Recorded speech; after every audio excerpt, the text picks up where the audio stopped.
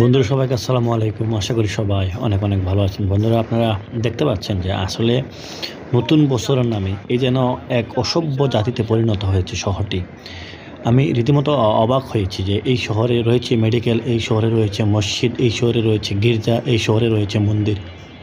হাজারো মানুষদের, হাজারো বিভিন্ন ধর্মান্তলী রয়েছে, পেগুডা রয়েছে খ্রিস্টানদের, কিন্তু ওখানে রেখে মেডিকেল রয়েছে, অসুস্থ মানুষ রয়েছে, পাখিরা রয়েছে, বাচ্চারা রয়েছে। আমি নিজে দেখতে পাচ্ছিলাম যে অসংখ্য বাচ্চারা কান্নাকাটি করতেছিলেন। এই পরিস্থিতি দেখে আমি রীতিমতো অবাক হয়েছি। আমার জীবনে এই প্রথম সরাসরি নিজের চোখে দেখা একটি পরিস্থিতি। আমি কখনো আসলে এই সময়ে শহরের দিকে থাকি না, গ্রামে চলে যাই। আমি রীতিমতো অবাক হয়েছি। আসলে এটি কোন এক অসভ্য জাতিতে পরিণত হয়েছে আমরা। আমার কাছে মনে হচ্ছে যে 1971 সনের কথা তো আমরা শুনেছি, বাট চোখে দেখি নাই।